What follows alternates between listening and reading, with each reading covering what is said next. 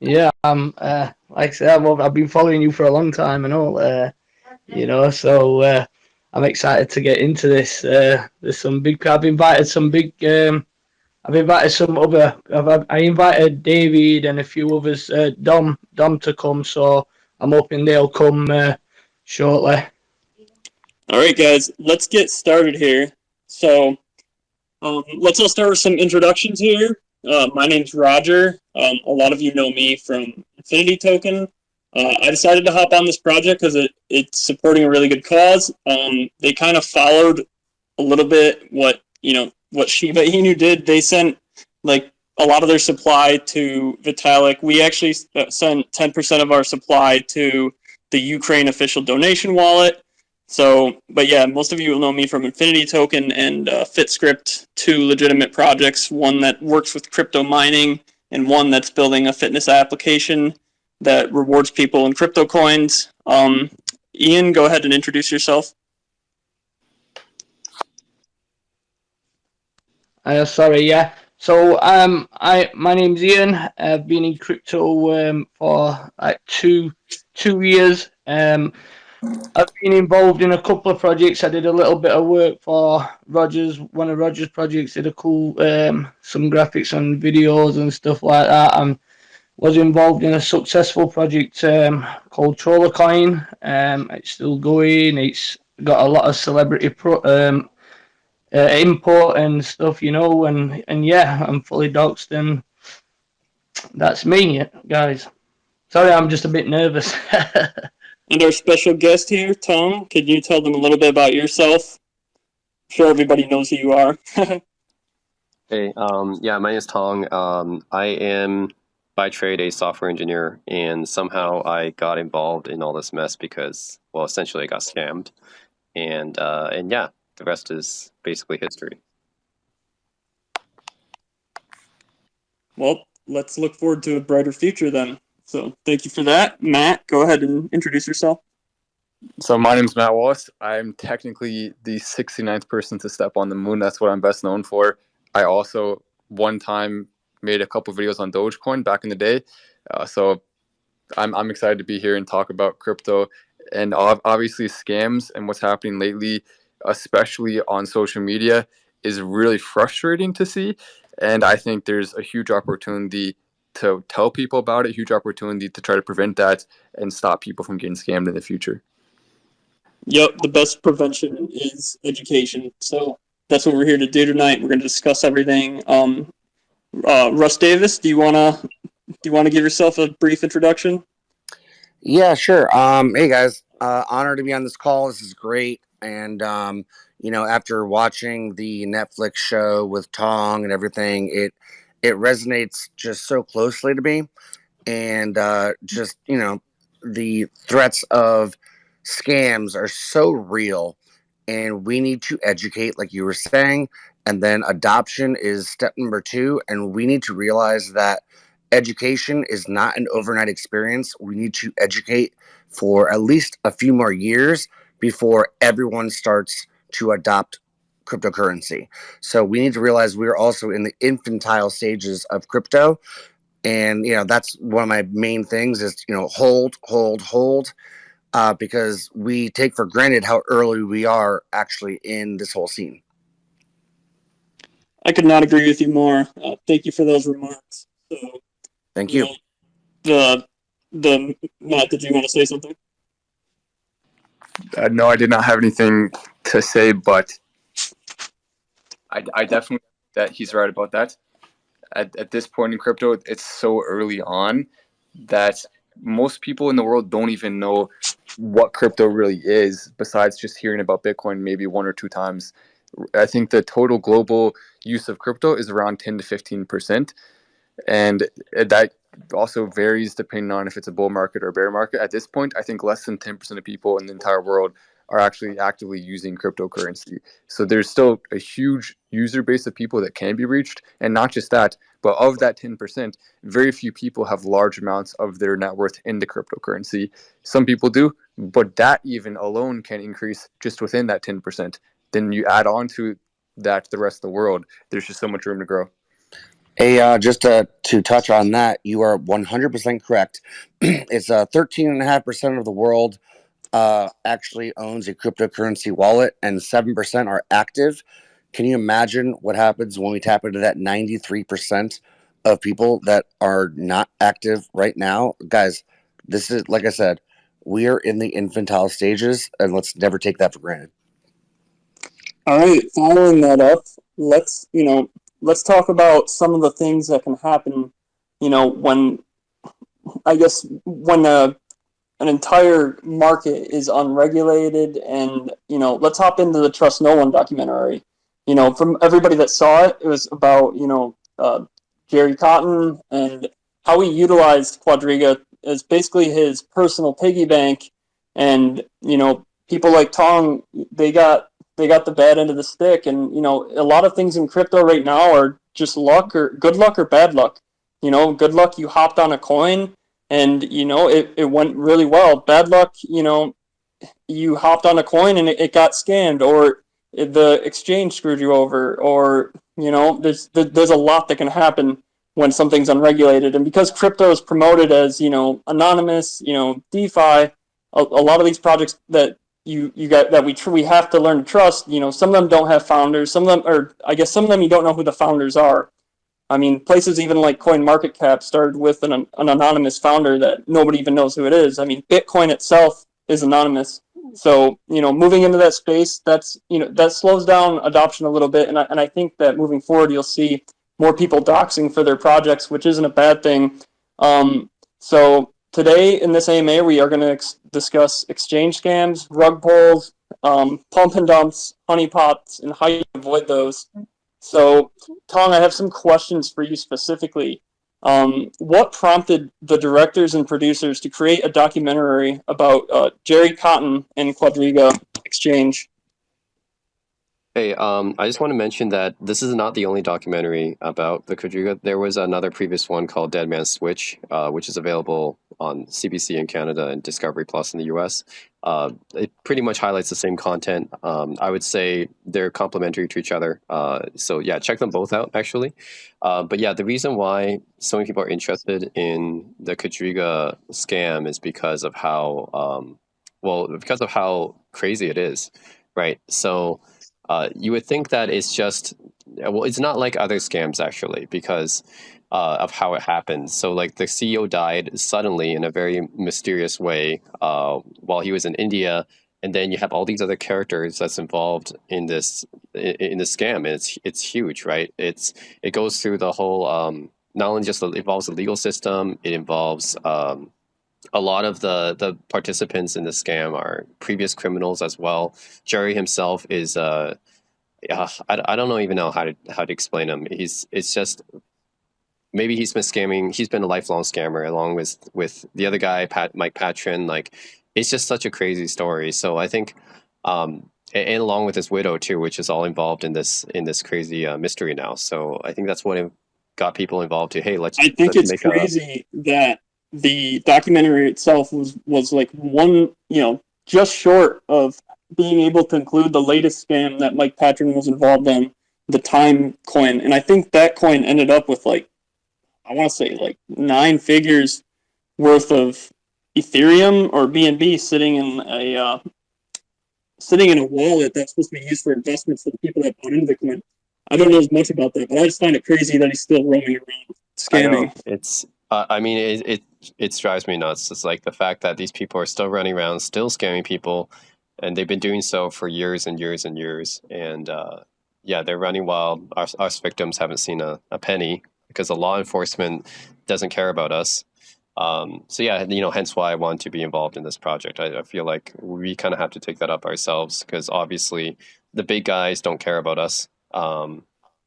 Whoever you think is out there caring about you, the government doesn't care about you. So, oh no, they care about our taxes. They want our real money, but they want to call crypto fake money. Yeah, why do you pay taxes on crypto if they're not going to protect you when something doesn't go right? Yeah, no, fuck them. So that leads me to my next question.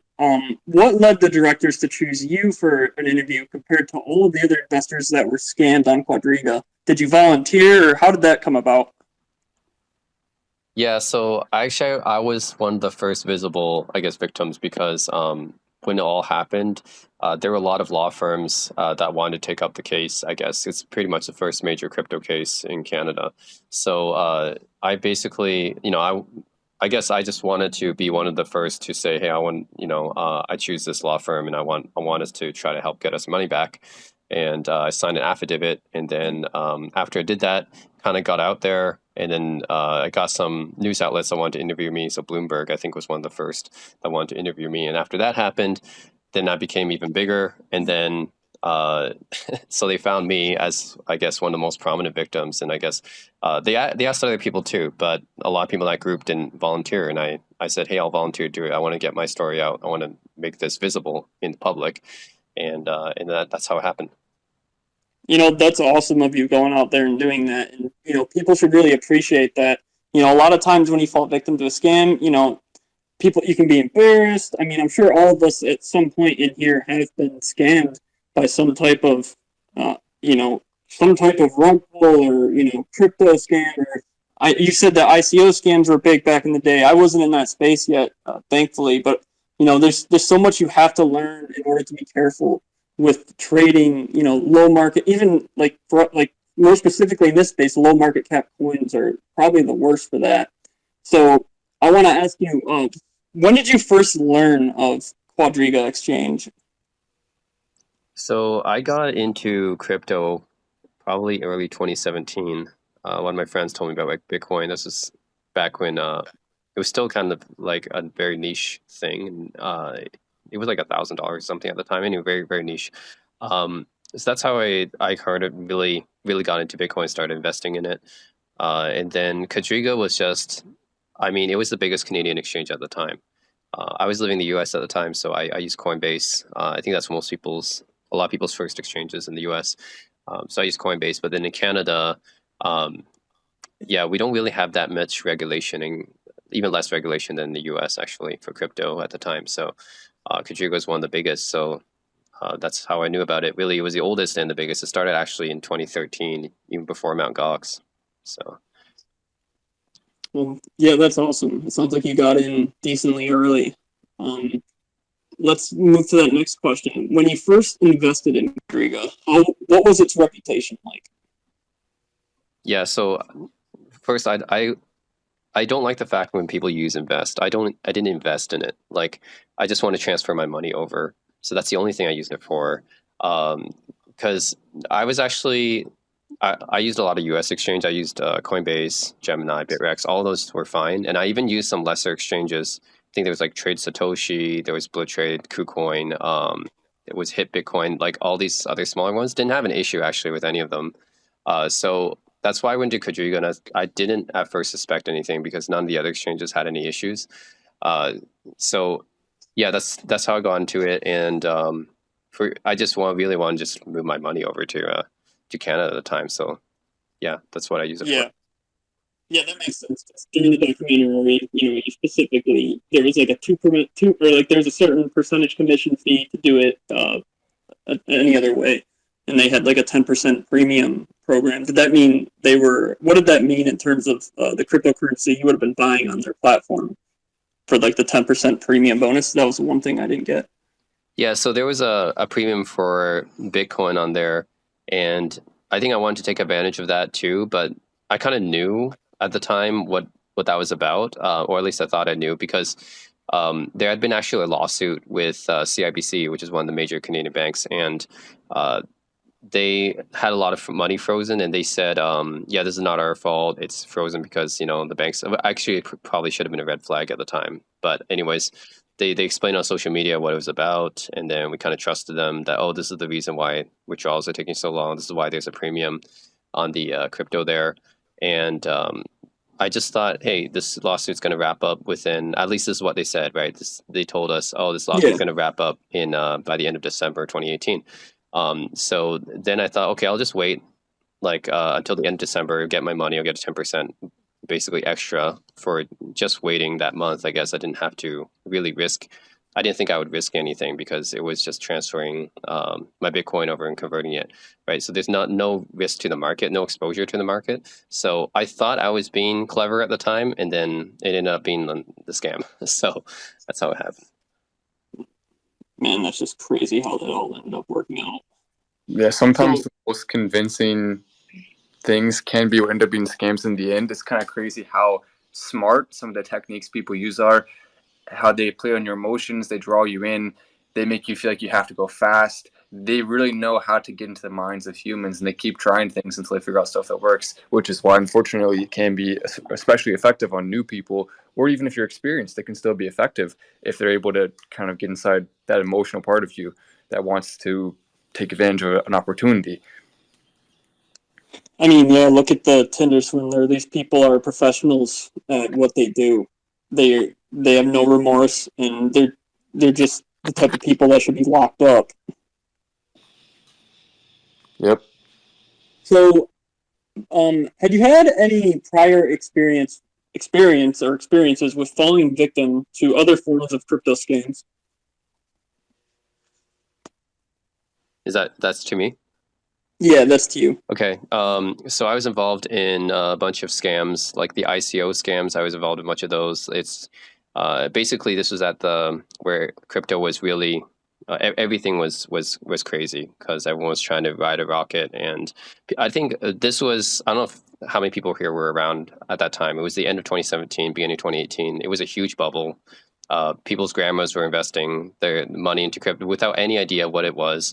You have like random coins mooning pretty much every other day. So people just didn't do enough research at the time, and I was one of them. I have to admit that. Like I just put my money to a bunch of these ICOs, just hoping one of them would be a lottery ticket. Pretty much all of them were scams. Like these people would just make some white paper that anyone could really write a white paper, right? So they could just basically take all these coins for themselves, really just sell on the market once people got in, and then just bail on it once the ICO debuted. And it's easy to make an ICO scam for these people, and there's no regulation, so nobody gets caught or anything. They're pretty much almost risk-free for them to do this kind of shit.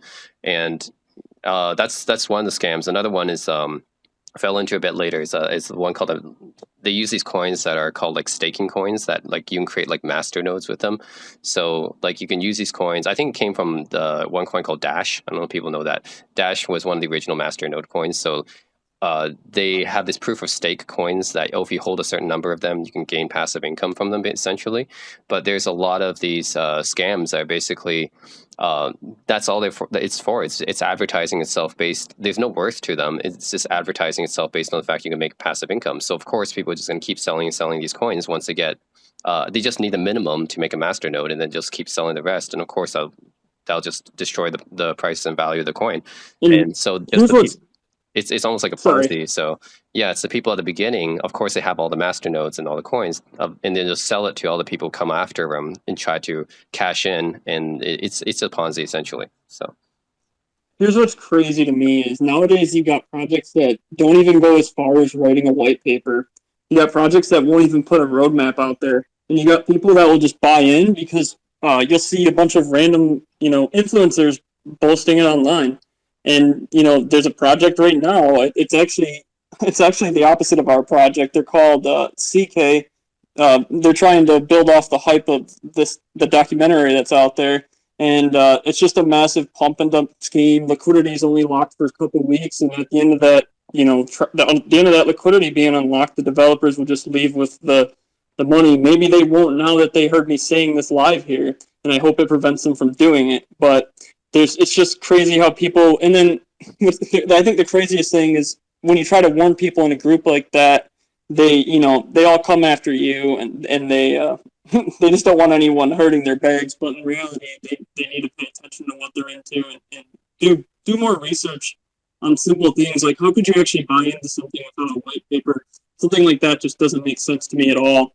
So yeah, that's interesting to know that there's just as many scams going on today as there was at the beginning of crypto, and it's pretty sad how far behind our governments are on getting into any of this and trying to prevent any of this stuff from happening. it's almost quite pathetic. It shows how functional our government systems really are. And I guess that's kind of what happens when you have a bunch of 70-year-olds and 80-year-olds trying to run the show. I guess I'll move to my next question from there. Has the documentary impacted your life? If so, how? So it was released a few days ago, and I guess it's impacted me in the sense that a lot more people have contacted me about it, and I've heard stories from other people in the same situation, which makes me feel like this whatever project we're using to help scam victims, we're doing the right thing, because there's a lot of people hurting. Somehow I've become a spokesperson for this, but yeah, it just makes me think that there are a lot more people that are hurt by these crypto scams that really don't get any kind of coverage whatsoever. They show the crypto millionaires, but that's like a very, very small percentage. And there's a lot more people who have been hurt by losses and scams in crypto. And I think it's important to get it's important to stand up for these people. I think I felt like that was the right thing for me to appear in the documentary. Yeah, no, the documentary is awesome, and it's really, making an impact on, people stepping up and saying, you know what, this happened to me too. You know what, it's time for some change. And I really appreciate you being here and taking part in all of this. I'm just very happy that you joined us. I'll move on to the next question, and this has to do with Canada's involvement in Quadriga, or lack of, I should say. In the movie, it does mention that Canada did have a lack of involvement in recouping the losses of Quadriga investors. Since the documentary, has Canada received pressure to find ways to mitigate the investors' losses? Not that I know of. I think one of the things that documentary should have focused more on was this. It's not just Jerry Cotton and his scam buddies, but I also felt very disappointed by the law system here.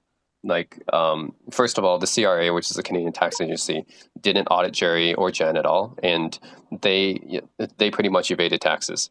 So if they properly properly audited them, then they would have been caught. This would have never happened in the first place. So that's on the Canadian government. Like that, if they did their job, we wouldn't be in this situation.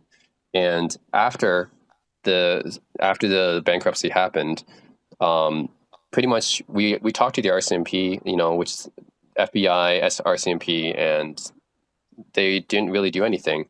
So I mean, they say that there's ongoing investigation, but really they're not doing anything. It's been over 2 years.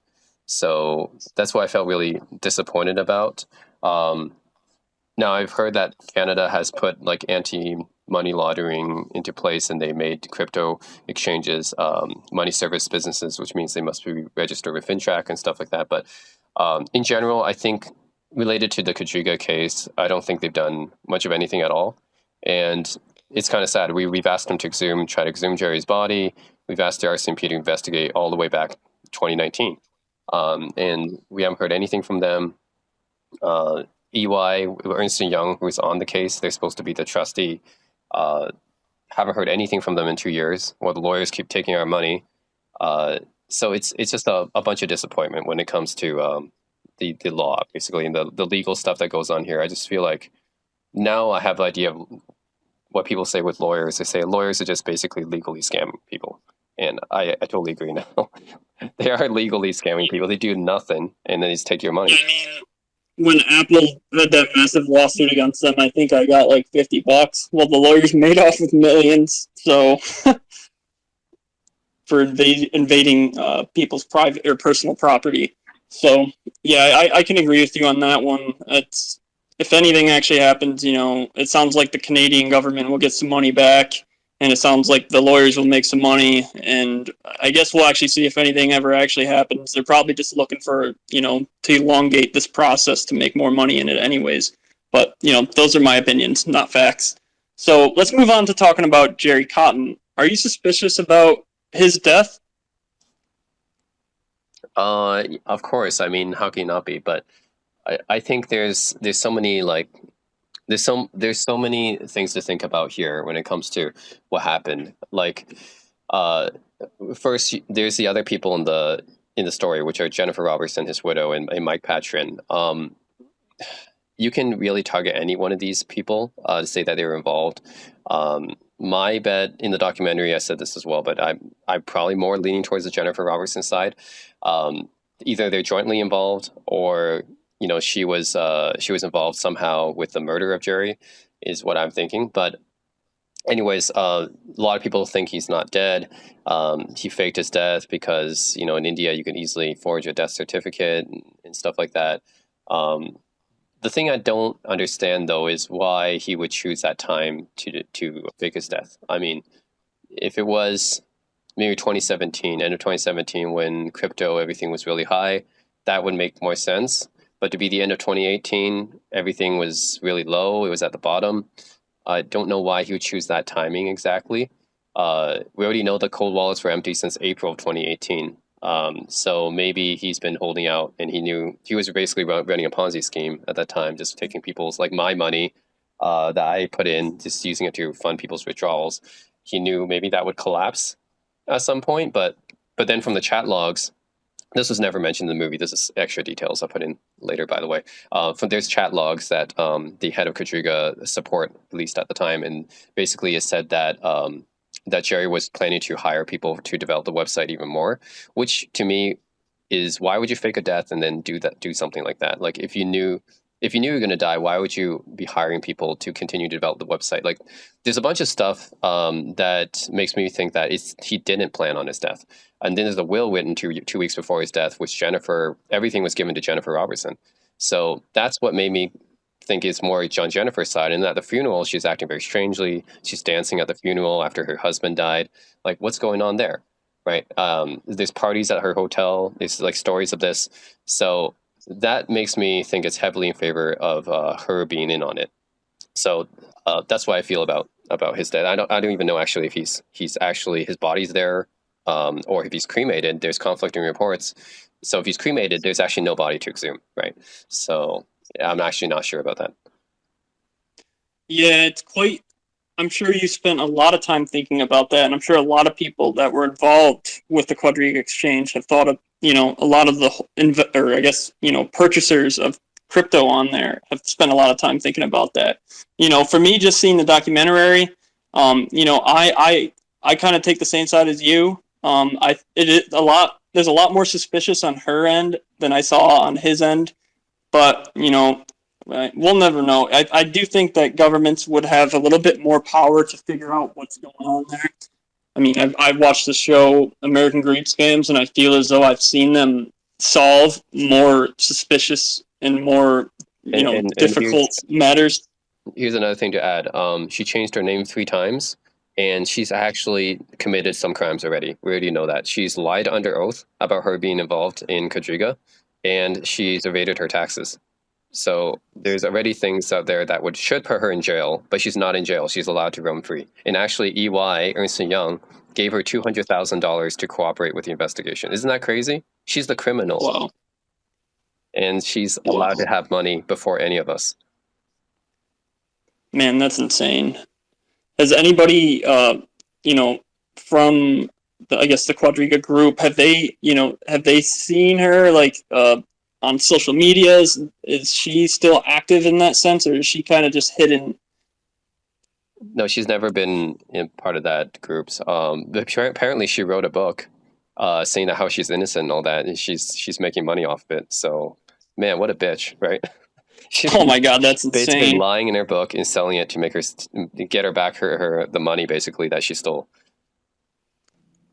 Wow, that's terrible. Hey, Tong, I could not agree with you more on that one, especially after watching it unfold in real time a couple of years ago. Watching the documentary was pretty awesome. And isn't it true that her ex-husband also was killed on, suspicious terms and stuff like that, right? Yeah, her former name Ferguson or whatever, her previous husband. So yeah, there's a lot of suspicions around her, and like I said, she's committed crimes already, so she should be in jail. What do you think about his partner, the guy who legally changed his name? I forget his name. Omar Danini to Mike Action. Yes. Yep. What do you think about him? Another guy that's another criminal that's allowed to roam free. I mean, Yep. he literally brags about it too. He posts pictures of himself on these like nice tourist vacation spots with Lambos and stuff like that, like just to basically brag about how no one has caught him yet. So It reminds me of Jordan Belfort. He made a living off of being a scam artist, and now he poses for pictures and does Instagram a Wolf of Wall and Street, makes yeah, money off of being an absolute piece of shit. It's like crazy. he got really huge after the movie, and he banked Yeah, profit from that. yeah. It's just annoying. It's just these scam artists are like, and the public doesn't really care. They're like, okay, cool. You scammed everybody. Oh, what should we invest in next? Awesome. So moving on, Tom, if you could say one thing to Jerry Cotton, what would it be? Um, I didn't know anything about Jerry Cotton, so like, no idea. I just be like why? Like, I just don't understand why. Like, what made you think to gamble with the coins and think that? Why would you scam so many people? Since he was a young kid, basically, he was scamming people like this, and what was it for? Like, he was from an upper class family. Like, uh, I just don't understand. And everyone like around him, like maybe they say, oh, he's like socially awkward or something like that, but they didn't say like, oh, he's a psychopath. So it didn't seem like it. So I have no idea about Jerry. So many weird things about him. Yeah, that's a pretty tough question I put on the spot there. Has a documentary, I'm sure they're making some good money off of this. Have they created any relief fund to help, Quadriga Exchange investors? No. So that's why we're thinking of doing some projects to help other victims now. That's awesome. That's awesome that it's bringing a lot of people together and, making people want to force change. Out of everything, all the experiences you've had, what recommendations would you give to crypto investors? Do your due diligence before you invest. I mean, if taking from my story, it's basically, you basically have to do a lot of research into everything. So don't just look into an exchange and just copy and paste some hex URL and deposit your coins there. You got to be careful about it. Yeah, no, it's definitely, you have to do your research. You have to, maybe even more important than the research of the project, the research behind the developers, who's involved, how deep of a, how deep do you know your developers? That's actually so another thing. If I could interrupt, that's another thing I wish was in the documentary more, was the guy who is behind the development of Quadriga website and exchange was Alex Hannon, and he's also another criminal that's allowed to roam free.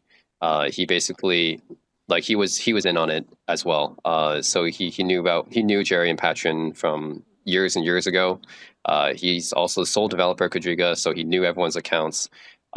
So he's living off somewhere as a millionaire, and EY, no one has actually thought about going after him, which infuriates me. Yeah. Hey, guys, honestly, that's a great point. And if you follow my page from the Industry Trust page on Facebook, I say that very often is, we've had some grand slams with some of our picks, but we've had some losers. And with those loser picks, it's all because of the dev team. You can have the greatest coin and vision in the world, but it all comes down to, will the dev team actually back it up and continue to work after they've made their first couple $1 million? So 100% agree with that. You got to dox the dev team. That is important. 100%. Don't trust anything that's not doxed. That's why a lot of us doxed even for this coin. I mean, it's a massive red flag. If they're anonymous now, like in today's century of crypto, then they're running some type of scam or some type of shit coin. They don't want you to know who they are. It's just a complete line of bullshit if they tell you anything else. I mean, the only person that really deserves to be scammed, or not scammed, my bad, deserves to be, undoxed at this point would be the founder of Bitcoin. I actually think it might do more harm than good if he reveals himself at this point.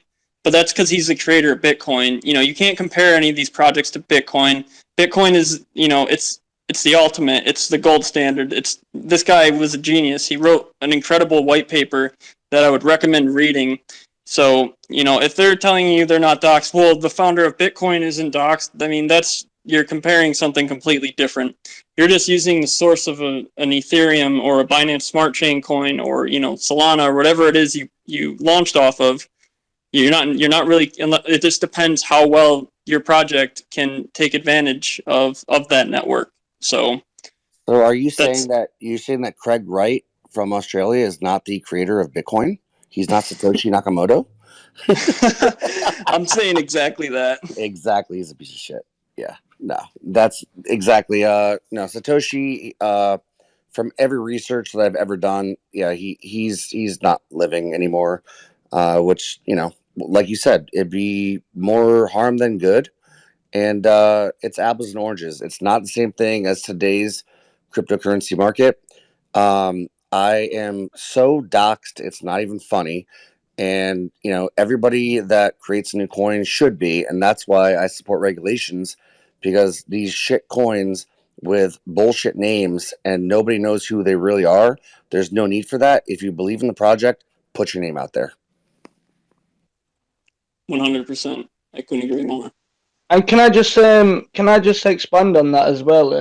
We've actually got Satoshi in the chat. There is actually somebody called Satoshi in the chat. for in here? Yeah, in here. Look, speak of the devil. Is there? Look, where's Sue on? Oh, he's not. He's Satoshi.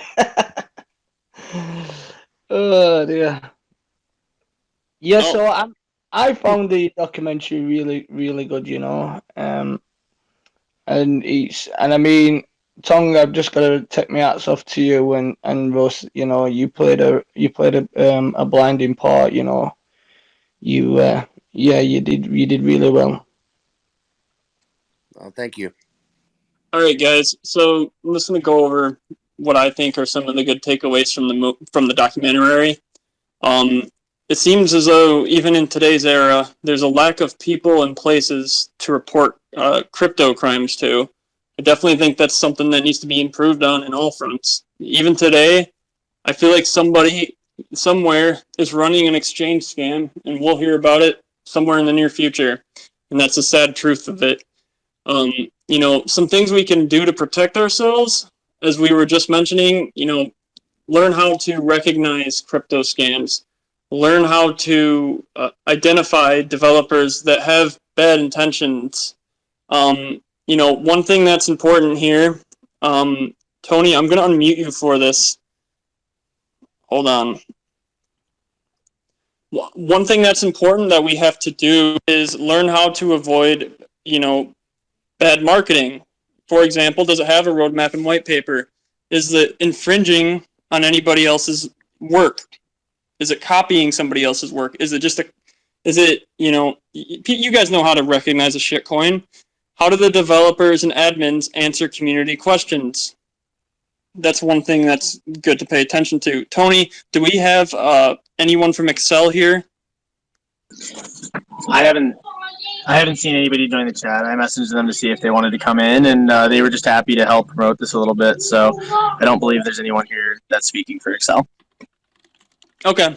All right. I'll continue then. So, moving forward, I'm just going to talk a little bit about, kind of how the movie and CryptoKing Inu correlate. Some of you will ask why we chose that name. Personally, we chose it just because we understand how communities work and how the Twitter space works. They like to look into things that are relevant at the time. And honestly, with crypto coins like this, it's kind of a matter of luck and good timing. So, not that this is their formidable or name of choice, but it's one that people would buy into. So that is ultimately why we chose that name. It relates to the movie. It relates to everybody putting their eyes on crypto scams. And one thing that CryptoKing's doing is we're centralizing our focus on helping victims of crypto scams. And directly how we'll do that we'll create more utility as we grow. First, we gotta take advantage of the moment we're in. We have a lot of people that are watching this documentary. As our community grows, we can develop different DeFi applications that either predict scams or help people avoid them. We're also one of our major donors, and I'm going to be working with a lot of people from the Quadriga Initiative. I had my first meeting with them this Thursday, so I'm going to see how I can use my influence to help them through our project, or just personally. I'm also going to see how we can donate to some of their victims, and one thing that they're trying to do actually is they're trying to create an exchange where the fees would go back to the Quadriga victims. And I think right now is their time to capitalize on this type of stuff. They're popular, they're trending, and that's how you get that type of news out. So I'm looking forward to working with them. That will be one of our first initiatives that we're going to be working with. How we are making a difference. We're being benevolent. We're being a benevolent force in an uncertain environment. One other thing that we did, and one other thing that's relevant to the time is what's going on with Ukraine and Russia. We donated 10% of the supply to Ukraine's Relief Crypto Fund, and that's all verified on the blockchain. They own all those tokens. And as I said, we're creating our own blockchain relief fund. That's what we're calling it. And maybe that will change as we grow. We find a better name, but I think it suits what we're doing. We're just trying to help people that are victims of crypto scams. And as we grow, I'm looking forward to seeing what type of impact we can make. So after everything that we've talked about today, I'm gonna now open kind of a roundtable for discussion. We'll start with just in Ian, Tong, Russ, Tony. We'll start with us, and we'll move to the rest of the chat, allowing them to individually ask questions. Yes, so I mean, I know we've got a few what's requested to speak. So we'll get. How do you want to start? Do you want to start off with me? Yeah, go ahead. If you have any questions, anything you would like to ask, Tong, now's the time. So I mean, like I said, I have been involved in crypto, and I have had my fair shares of being burnt, and it learnt me to be a lot more cautious now. But at the same time, it's learnt me to be scared. I'm scared of going into things. I'm scared to just ape in projects, unless you know them. I think in the for me, I got myself, because I suffer with ADHD. I got myself into a rut where I'd wake up first thing in the morning, and I'd have my eyes straight on my charts, straight on the phones, and I was just chasing a bit like what Tong said. You're chasing that one big shot, and it can do a lot of damage to your mental health. So, I mean, I just got a little question for Tong. Is if you don't mind talking about it, did this reflect on your mental health, or? You mean taking a toll mentally? Yes, of course. I mean, I was in a state of depression. I was in a state of shock, and it's actually crazy because that entire year was so bad for me. Like, I started off the year, and this is, like I said, this is because of partly because of my greed, and my selfishness and impatience. But taking out 3 loans to dump into crypto right before it was about to crash, that's crazy. And wiped out pretty much all that I had at the time. Forced me to sell my apartment. Then I lost that too. It was that entire year was crazy for me, and I was it's I don't know, like I always think about, I try not to think about it actually. It's especially when the crypto has gone back up, and at one point it was that I transferred like 60 Bitcoin at the time, and it was, oh, it's all gone somewhere. I have no idea, and I still don't understand. I transferred 60 Bitcoin to Quadriga. They supposedly turned it into quad bucks, which is their fictional currency, and cash it out into Canadian dollars. Of course, we never saw that. And then, so where is the Bitcoin? Like, the cold wallets are empty. Taylor Monahan, others did the chain analysis. Jesse Powell from Kraken did the chain analysis. Didn't find anything. So it's crazy to me. Like where is it, right? And Jennifer, like supposedly, I mean, she can't open up Jerry's wallet, but I don't really believe that. He must have a dead man switch or something. It doesn't make sense to me that he would be the only. It doesn't make sense to me actually that he would be traveling with Jen to all these countries and not tell her anything about the cold wallets, right? She must know something. And there was another thing that Doc didn't explain, but there was a safe in Jen's house before the Alex Hannon and Aaron Matthews, who are the head of Kadriga support, got to her house to check it out. When Jen got back to her house, whatever, the safe was gone. So she took whatever was inside the safe. She took it. I'm talking about Jerry and Jen's house. So she knows something, and she's hiding it. And I feel like she's not being truthful. And yeah, of course, it's affected me mentally, but it's affected a lot of people mentally. And it's crazy because there's so many unanswered questions. I don't know. The law enforcement doesn't do anything. These people are still allowed to roam free. Like it's the sense of justice I had in my mind was so messed up after this happened to me. Yeah, no, I find that crazy. You know, even I have dead man switch for my project. If I die, you know, I have two people near me, or one person that I live with and one person outside my house that knows. You know, they know how to access my stuff, and these are just small microcap projects. So that's definitely, you know, that's definitely a line of BS. If there was nobody else that could have ran that exchange or taken over after he died. So it's definitely I just find that impossible to believe.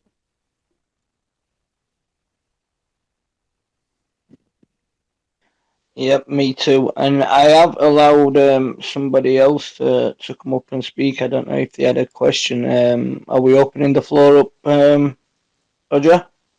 Let's see if Russ had anything he wanted to touch on. Yeah.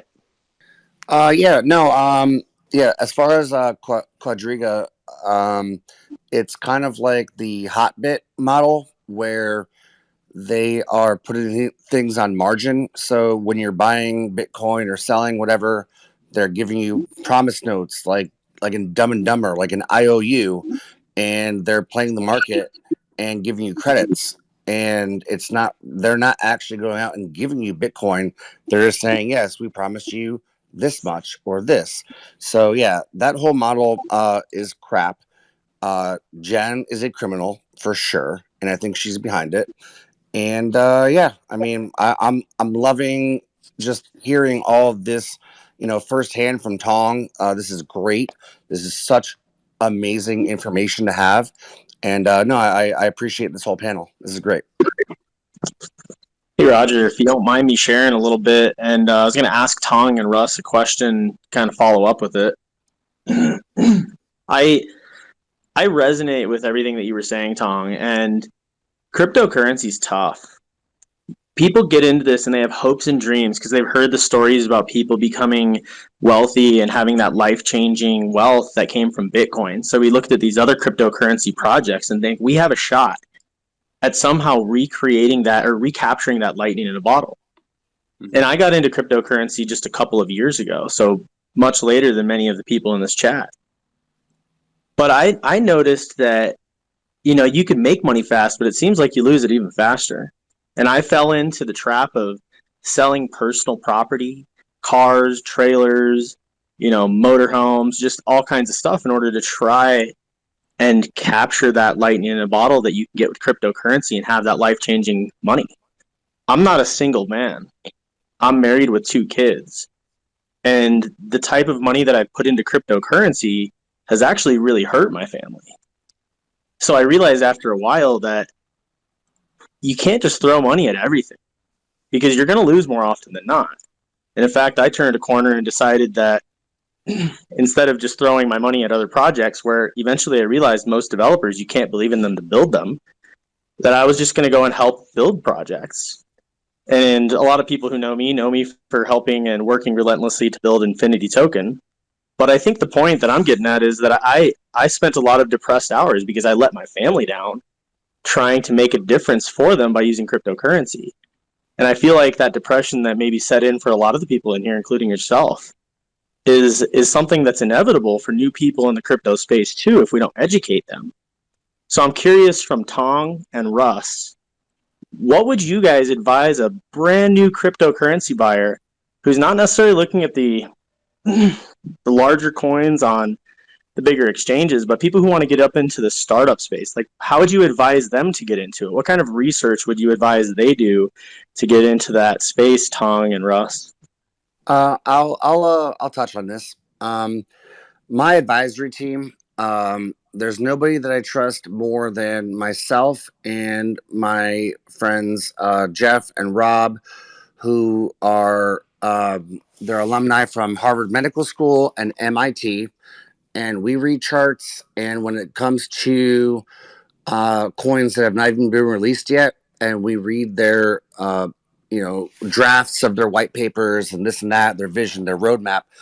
The research that we do for the Investor Trust page does a lot of the research for you. But like you said, it's tough. It's getting harder to choose what to do. But I would say if you're in crypto right now, you got to look at it as a long-term investment, because people want to make $1 million overnight. If you put in money, just stop looking at your phone, delete your Coinbase app, stop looking at it, and then check it in 5 years. If you had done that 5 years ago, you'd probably be a millionaire over $1,000. You just need to be patient. It's one of the famous Warren Buffett quotes: "Is the stock market is a device of transferring money from the impatient to the patient," and that is very true with crypto. Nobody's patient. Everybody wants a Lambo next day. When Lambo? Tomorrow? No, fuck you. It's not going to happen like that. It's just, you have to be patient, invest in something you believe in, and just sit on it. Just chill. That's it. That's my advice, is just hold. Yeah, if you want to gamble, go to the casino and do it. Keep it out of your investment portfolio. Tom, I'll let you touch on that too. Yeah, I fully agree with that. For me, like, I've had all this experience with crypto already, and also I've been day trading. Actually, I tried day trading for the past few years already, and that's. I think I fully agree with that. It's just, for most investors, I think most people actually don't know what they're doing, so it's best to just buy and hold. And like, if I had even done that back when I bought all those, some of those are shit coins. So I even, like, for example, Cardano, right, and Ripple, back when they were really high back in 2018. If I just closed my eyes, didn't uninstalled all these apps from my phone, and just hold it for a few years, then I wouldn't have lost anything, right? It's just, as human beings, we get so emotional when we see those charts, and it is true. We get FOMO, we get greedy. When things are high, we want to keep buying more because we want to outdo our friends or whatever. And when things get low, we panic, and we panic sell. And it's a typical newbie investor traps. It's why most people get into the stock market. I'm sure a lot of people got into the stock market in the last few years, right? And most of them, I bet, lost money because they can't control their emotions, and this is what happens, right? And that's really what it comes down to. It's best, and this is what I've been doing actually, is just buying and holding. So I'm not going to say I'm fully back into crypto or anything like that, but for now, I'm just going to pick something I really truly believe in, that I did my research in, and I'm just going to buy it and I'm going to hold it. I'm not going to look at the charts or whatever. That's just going to cause stress. Hey, could not agree with you more there. It's funny, when I used to have the time to do like training classes and all that, which I don't have any time for anymore. But that was my number one rule: leave emotions out of crypto. I've been big on some projects, and I would just watch them tank, and then I would just hold strong, blah blah. Or you just can't get emotional when it comes to a coin. Your research is never going to be always 100% correct. So, yeah, holding is definitely the long-term strategy, but leaving emotions outside of cryptocurrency is your best advice. I appreciate that. Thanks, Tom. All right. Tony, I'm not sure if you're trying to speak, but nothing's coming up. Roger, you kind of cut out right there. What was it you were saying? I was just saying it looked like you were trying to speak, but nothing was near you. I've said what I needed to say. I really appreciate it, and I know there's maybe a little bit more to talk about, but Tong and Dr. Crypto, Russ, you guys are awesome, and I appreciate that you came here and spoke to all of us and talked to us about this. But I know it's not done yet, so thank you, Roger, for let me jump in there for a minute. Awesome. So now I'm going to open the floor to questions from people that joined and people that would like to ask something. If you're here from CryptoKing, the other token, we're not going to answer your questions. We know you're here to FUD, and we know you're a scam, so don't even try to ask about it. Like I said, we don't deal with anybody that's not doxxed. We don't deal with crypto that doesn't have a white paper, and we don't deal with crypto that steals the logos of Burger King. All right, so I'm gonna pick on some people here. Donnie Montana. I think Roger. I think Dr. Zingo has had his hand up for a while. I don't know if you wanted to. Hey, I appreciate that. Can you guys hear me? Yeah. Yeah, right on. Yeah, I appreciate you guys talking about this. I've been following Russ through the Excel community past few months, and I've jumped on a few of those spaces. I was also Dr. Crypto until recently, and kind of just rebranded at least my profile, but at least through some of the Discords and Telegrams, I'm still that, FYI. Yeah, so I'm a physician in real life. I do primary care, family medicine, and of course, you guys were talking about the psychology of everything.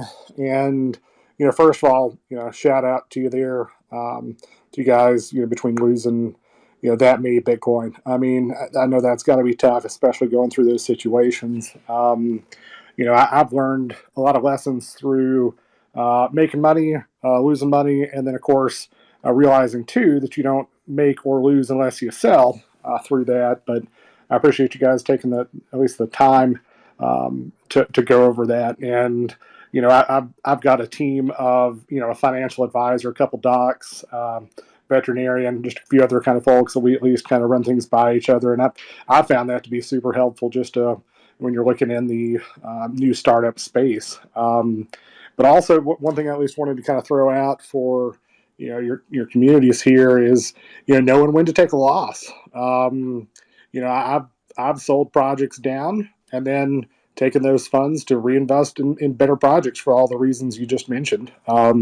And then, of course, it sucks when you look at the charts and say, that better project you've reinvested is down. But when you take the time, and that's the only way I found it works, is when you take the time to actually immerse yourself in part of those communities, ask legitimate, thorough, detailed questions, and really know what you're getting yourself into. What kind of team do they have? What kind of connections do they have? Do they actually have the ability to create what they're doing, or is it just a good idea, right? I mean, I could come up with a new medical payment system that could revolutionary in the crypto space, but basically not have any way to do it. And, then people believe in me and then lose a shit ton of money from it, So I appreciate you guys. Quick question, at least I had for Russ there. I'm pretty sure I sold most of it, but did Sergeant Sheeb, did that rug at this point? No, it's not rug. It turned into Alpha Ape, which we posted a couple times on the Industry Trust Facebook group. No, they are very vetted. I am in touch with their dev on almost on a daily basis. They're a great project. It's not a rug whatsoever, and they rebranded. Still great reflections, and stick with it. If you have any questions, you can post on the page, and we'll be happy to get back to you on that one. But it's now called Alpha Ape Network. Okay, I appreciate All right, that. Donnie. I'm going to allow Donnie to speak. I'm going to allow a few more questions. I don't want to take up too much of Tong's time. I'm sure he has a lot of interviews and things he's doing. So, all right. Thank you for giving me the time. I just wanted to say to Tong, thank you so much for taking the time. I really appreciate that. I enjoyed this space very much. There are two things which I would like to say to you. One is I was really moved with a lot of compassion for your situation. Like, I have no idea how you were able to stand like the pressure of having literally everything what you worked for, um, on suspense in a way of, like today I did like a little bridge from BSC to Ethereum, and it took like 20-30 minutes until my Ethereum arrived. And I was dying, and that was just $1,000. So I have no idea. Like, I just want to say I admire your strength as a human being and as a person, and for putting yourself out into this documentary and really giving the entire crypto scam somewhat a face. So thank you so much for that. That's one of the things I wanted to say. And then the second thing is, like, stuff happens in life, right? So there are different situations which we encounter, and I think long term, like some of the things I experienced, I look back and I'm like, well, that wasn't that great. But at the end of the day, it kind of turned out and made me somewhat a better person. So my question to you is, do you look at what happened to you, and do you think that it made you somewhat a better person, or did it benefit your life? Or do you feel that that was like, I don't know, like breaking you as a person? Like, do you think you came out stronger after it, and especially now with the documentary and everything? Or just my question, like, do you think it turned out at the end of the day for good, or was it a complete disaster which you will regret for the rest of your life? That would be it from me. Hey, thanks, Donnie, for saying that about me. And to answer your question, yeah, I think me at the time, obviously, when losing your life savings, is obviously like very, well, most negative thing that's happened in my life so far. But there is some good things to come out of it. Like you said, there is that saying, "What doesn't kill you makes you stronger." So, well, this didn't kill me, and just to explain my situation at the time, right? So I quit my job because I thought I would have this nest egg when I transferred my money back to Canada. I thought I would be able to invest in some real estate and something like that, give my money back to my parents. Like, all that basically just vanished. I was pretty much the only money I had at the time was I left like $10,000 for me.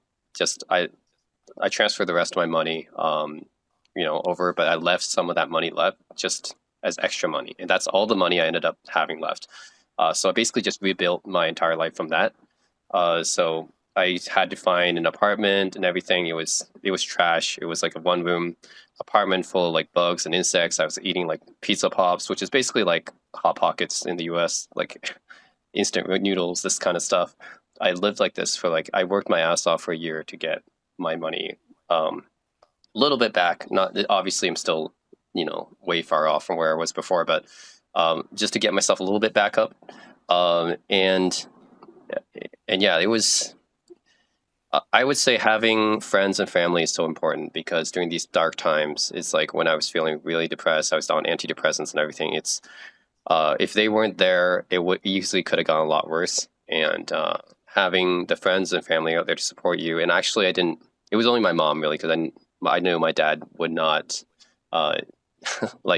He would kill me, actually, if you found out at the time. And he eventually found out anyways because of the publicity. But anyways, my mom was thankfully a lot kinder to me about the understanding about the situation. And it was their money too, and I felt even worse about that because they helped me buy that apartment. So I was going to pay them back, but that turned out to be their money. And I'm still taking a portion of my paycheck every month to help pay my parents back, by the way. So I feel like right now I am trying to be a better person. Like, I'm trying to imagine my thing that life it's not about money. I mean, the thing I realize about it is life is about how much time you spend with the people who care about you, who you care about, and how you experience life. It's not about how much money you have. Like, money is just one of the things that if you lose, you can get it back eventually, but it's not something that will, as long as you have the capability to earn it back. And I knew I had the capability to earn it back, so that's what kept me going. It's not like something I couldn't get back, I knew I could have the ability to get it back, and I think that's what kept me going, and yeah, I just try to keep that positive mindset. Like, hey, at least I'm still alive. I don't have some crippling disease. I don't live in North Korea. I think about all this thing to keep me positive, and I think that's the main thing I use to keep myself going through the dark times that I had. Tom, thank you for that. I think we all agree that you're very brave for going on the show, and you're a very strong-willed person. I couldn't imagine going through something like that, and I really do think you're a brave person. So that's awesome. One other topic that I did want to talk about, kind of identifying what's a scam, what's not a scam, and kind of how social media can blow things up, maybe that aren't true, or maybe they are true. The Quadriga group itself on Telegram is, it's all conspiracy. A lot of it is conspiracy. A lot of it is, them trying to point out facts. But you got to know what you're looking at. Matt Wallace, I see you're here. So one thing I'm going to talk about here was, not long ago, Matt was part of a project that was supporting the expansion and use case of Dogecoin. And if you look at the Dogecoin developers now and kind of their team, I don't think they really do. I personally don't think they do enough to try and expand the use case of the coin. Yes, it does have a meme name, but you could, a lot of people like Dogecoin, and there could be a lot more done with it. So he's part of a project that was trying to expand its use case. They did launch the token. It ended up having, some contract issues. So, the project kind of flopped, and they were never able to actually start trading to use that token, and they ended up having to drain the liquidity, and they have to, I believe they're creating a DApp to give that liquidity back to investors. And if you check the blockchain, you can see none of that liquidity's been touched. And as soon as the project didn't work out and the contract failed, everybody was saying that the developers scammed, the team scammed, and Matt, you were one of the big supporters of that project. They were saying that you scammed. So, people are quick to throw accusations out there and not actually do research on the project itself. So, that's one other thing that I think social media is really bad at. They don't actually look into the actual results of what happened, or why was the project a scam, and or looking into what actually happened, because clear as day that was not a scam. And you guys are just working to deliver the liquidity back to all the investors. Now, if you guys took the liquidity and sent it to your own wallets, yeah, that's going to look bad. But I'll let you touch up on that topic, Matt. Yeah, so obviously stuff like that unfortunately happens all the time with crypto launches, where you see any number of things can happen that can cause it to go off course. But the important thing when that does happen is to figure out a way to make it right, make sure everyone understands what happened, why it happened. And so more is being done to look into that. And yes, a plan is being worked on right now to ideally see pretty much everyone. I guess we can't say exactly yet what's going to happen, but ideally everyone will be able to see something back from what happened, if not all, hopefully. Yeah, I mean, probably the easiest way would just be to airdrop and divide it based on percent ownership minus the developer wallets and liquidity pool wallet. That's how I would do. I would use token multi-sender and airdrop it. But that's just my suggestion. But yeah, I mean, things happen. Contractor developers are not. They're not really. They're not. Not all of them are really good yet, and you can't even trust the audits on half of these contracts. Solidity Finance, the audits that you chose, they are not very good at what they do. I find errors on their audits all the time. So I don't really think they understand Solidity coding. I also don't think they understand Rust. coding. But yeah, I mean it's kind of crazy that one of the most trusted auditors in the space screwed up a contract.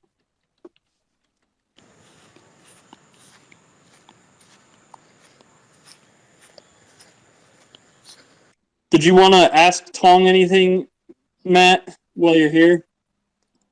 We're going on a round table. So I actually have not seen the documentary yet, but I plan to watch it. I just have not had time yet. I am curious, what was it like to actually film that? How did that get set up? How did they reach out to you? How did they set up their studio and all that stuff? It's kind of interesting how all of that works. Yeah, did you have to like take time off like work and everything? I think I did it over a weekend. So what happened was, it just took a day. So they asked me to come out in some empty Vancouver house, and it was actually fairly similar to the one I was living in after I got scammed. So it's fairly, I think, realistic. They had me sit in this. Well, first, they gave me like a 2-hour interview. Most of that was cut out of the documentary, of course, to make time. But then they shot the B-roll clips, which was me sitting at that table, and they put the lights down, and I found it funny. They asked me to scroll through my MacBook a bit, and then they overlaid the pictures of Jennifer on my MacBook later, and I was like, oh, wait, I didn't actually look at that, but they put that in the documentary later. It's like, I would never look at that, like look at pictures of Jen, and then they gave me some like this bowl of like instant ramen to eat out of, and I was like, okay, this is like realistic. We're supposed to be like realistic to what I was doing at the time. I was eating like bowls of instant ramen, looking at pictures of Jennifer on Kajiga, which is I guess what they wanted, and then they brought me downstairs to film that part where I was like, they gave me this luggage case, and they was like, oh, we're gonna film this so that for that part of the clip you see me carrying the luggage. That's how they did that. I think what's kind of surprising to me is the YouTube clips they use. Like when I saw a documentary, I had no idea. They didn't tell me which YouTube clips they're going to pull from my channel. So I saw myself with, they took the footage of me using a lightsaber playing around. Okay. Or, okay, they took the one of my drone, the one where I was like reviewing my massage chair. Like it's a little bit weird, but that kind of was interesting that they took that. But yeah, that was just one day. That was it. Wow, that's a way more detailed description than I was expecting. That's really interesting. All the things, how they even put a fake thing on your computer that you weren't actually looking at just to show. That's pretty cool. I mean, kind of weird though, but also yeah, and cool they know how put that picture of me on they took a photo from like one of my social media outlets, I think, and then they put it as the wallpaper of this fictional desktop, and then that's how they did film that desktop thing where they click around, and that was also kind of interesting. I had no involvement in that whatsoever. Interesting. Hey, the mad scientist from Excel, I see you in here. Would you like to say anything on, avoiding bad marketing or, crypto scams in general, or people that, in the space we should avoid? Hey, mad scientist, go ahead and request to speak, and we'll open up your mic.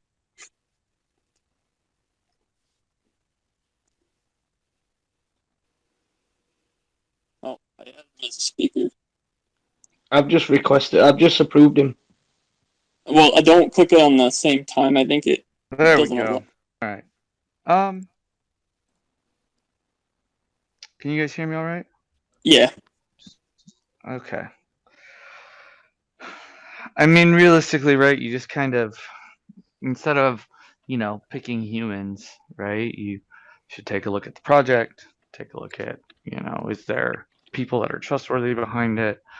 And then, if you're following particular influencers or whatever, right, go back and look through the other stuff that they've talked about or pushed or whatever, right? And just go take a look at the overall track record. That's really going to give you your best ones. I mean, those who don't know me, I'm a data and analyst kind of nerd and statistics and all that. That really tracks up my alley of, what's the track record? What does it look like, right? Are things still there in 2 weeks? I mean, right? Like, what's happening and what's getting pushed, right? That's if you're looking for a individual, right, basis of what you're following, right, that's probably your best bet. The next step is to jump into your block explorer and take a look, right? And see who else is in there, what else is in there. Was there like all of a sudden a ton of like buys before anybody really knew about it? That's a lot of times kind of a key ID feature, right? Yeah, I mean, I know exactly what you're talking about. Where a group of people pump it, they make it look like it's going up, and then a bunch of other people are FOMOing in, and then they slowly let it die. Yeah, I And mean, they'll it's just kind of let it similar die, to the right? ICO scams in a way, but they never even had to buy. They just sold the tokens at a price. Yeah, I mean that's kind of exactly, and it happens a lot, right? We're in this degen space, and people will, call them casinos or whatever else, right? Because a lot of what we have is gamblers and not investors, right? So, it's a functional way for people to make money is to prey on that concept of the get rich quick. And, for some people it works. Not gonna lie, some people it does work sometimes, right? But it's playing the odds, right? It's just the statistics. If you're going to buy and just hold, well, then really do your research and spend some time, right? If you've got the ability to sit there and stare at your phone and stare at your chart for, you know, days, hours, right, over and over, then, maybe one of those is worth jumping into. But, if you're following individuals, you just look back at the track record of what's in there and, you know, take a look at it, right? We've got people in here that, get into things and then thing looks like it's dead and it comes back in, a few months, right? We've seen that. I mean, that's a very typical crypto thing, right? But we also see a whole lot of times when you get into something, it goes down and then it's never back. And then you go to jump into the socials and they're deleted, they're gone, they're abandoned, right? And you're like, Yeah, ah, yeah. I mean, in well this then. space, it's not. I mean, it's not uncommon for a project to not go well, and that can happen, and it can be at no fault of the developer. Maybe enough people didn't buy it because it wasn't, maybe you just didn't get that initial jump, and that a lot of the time that is the case, but majority of the time it's just a flat out scam. Majority It's of the just a flat time, out no yeah, intention on seeing the project through, right? That's a lot of what happens is that there's just no intention on seeing the project through, right? yeah, Um, it's sad. I mean, Tong, I'm sure. What do you have any experience with? I guess tokens or this space. I kind of got you not jumping into it, but I kind of got you in. Just kind of understanding it. But when you did it, it was just mostly like launch pads and things like that, or do you have more experience with tokens than I'm aware of? You mean ERC20 tokens? Yeah, like ERC20, BSC20. Yeah, I only have the experience because I invested in ICOs, and they're all mostly ERC20s and stuff. So that's what my experience is, and I have a ledger I haven't used in a while, but I used to store my ERC20 tokens on there. Yeah, I mean that's basically my experience. Send use Ethereum, send use however much gas, send the data to the contract, get ERC20 back. I think that's my limit of my experience there. It's interesting. Yeah, I feel like everything moved. The scams all moved from the ICO phase to just either straight rug pulls or there's what's called honeypots now, where people will buy in and they can't sell, and the developer of that token will make it so only his wallet can sell. There's a lot of crazy stuff with contracts nowadays. There's a lot of you, cool functionality though that's been developed over the ages. Like now you got token reflections, you got you got ETH rewards, you've got a lot the of attractive features. one of the most amazing things that's come out in the last few years is the decentralized exchange, right? And we have seen a massive, massive jump in volume on decentralized exchanges, right? They are climbing and climbing and climbing in market share left and right.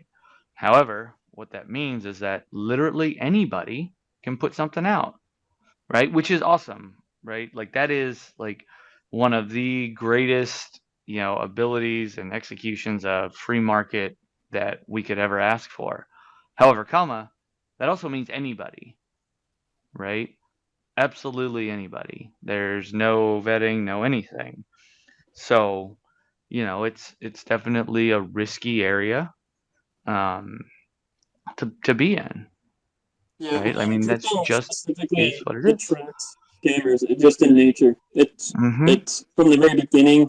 What's I think one of the craziest scams right now that it doesn't even involve. I mean, it does involve crypto, but the way it doesn't are when it comes to buying like crypto miners. Like the first thing that shows up on Google is like a fake site. Like it's a site that looks like you can buy miners there, and then it says, send Bitcoin to this address, and your miners. That's how you pay for it. And even on the legit sites, that's how you pay for it. And these sites are just completely phony, and they've been reported, a ton of times, and Google just doesn't remove them. That's how crazy crypto scams are. Yeah, I mean, it's a market that is just, revolutionizing the world, and everyone is trying to get in. And so inevitably, what we see is scams. I mean, it's just the nature of a new and emerging market, people trying to take advantage of other people for whatever reason, right? And, you're going to have bad actors. It is the nature of it.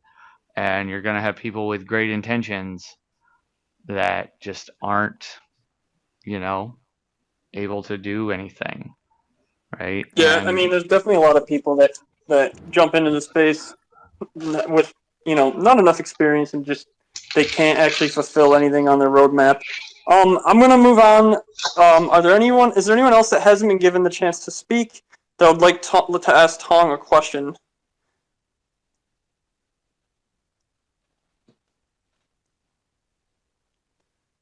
No.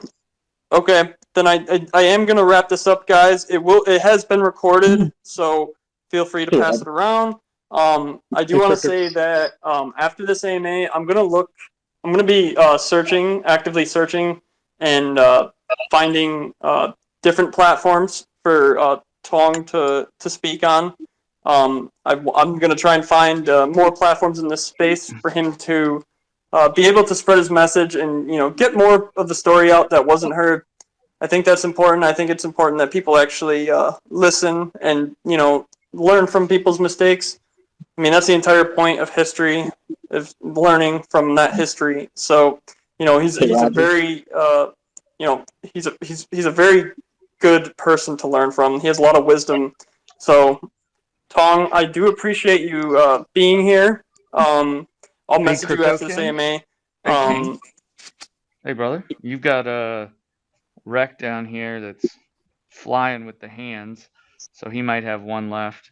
I'm gonna pop out, and it's pretty cool to get to hear a little bit from Tong. I remember the ICO days as well. So, all right, but yeah, Wrecked was down there flying with the hands, so I'll pop out, and that'll give him a place to jump up. Tong, do you have time for one last question? Yeah, sure. Correct.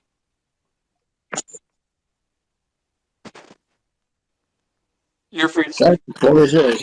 Hey guys, how are you? Good, how are you? Great. Appreciate you being noticed after. So I do have a couple questions. As you know, I am invested in the other one as well. I'm not here to FUD or nothing. Just the one question is are you representing the documentary as affiliated as this, or is this more of your own personal thing? It's my personal thing. Gotcha. All right.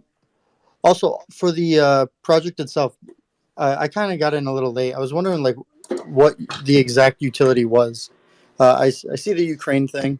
I heard you also speak a little bit also on giving back to people that lost money to this, but I wasn't entirely sure what the utility was. I mean, if you're gonna ask that, I would like to ask what I would like to ask what the utility of your project is. I mean, specifically, I'm gonna be talking with the Quadriga.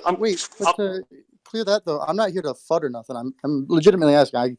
My money's free to go wherever, so I have no problem putting money here too. All right, Things I'm can going to go answer your exist. question. The utility, I'm going to be speaking with the Quadriga initiative, deciding, in our white paper it says that to be, in order for you to be able to get the airdrop from, the money that we donate to crypto scam victims, you need to own some of our token, and it's a small percentage, and we'll vote on which projects we donate to. But outside of that, I'm personally leaning towards, helping them with their exchange, and how that builds in the utility. I'll know more on Thursday. But when it comes to these types of projects, using community input for utility, that's the utility of itself. Yeah, absolutely. I agree. Using Listen it to the for community. Great. donations, I mean, that's also a good thing. If you look at tokens like Shiba, I mean, not that I'm saying it's a good thing, but the developers left the utility completely up to the community. We're not doing that here. The developers will lead the project, but So like Shiba, how we're they developed focused it, on just donations. We'll see what type of development wallet funding we end up with, and from there we'll be able to create a more deterministic, I guess, idea on building that utility and building off of the utility. Gotcha. So it's still kind of like in development, which is cool. Listening to community is always great as well.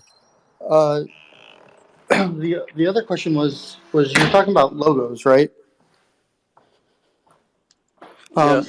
Is this a logo you plan on sticking with? Is this something you'll end up changing down as you go?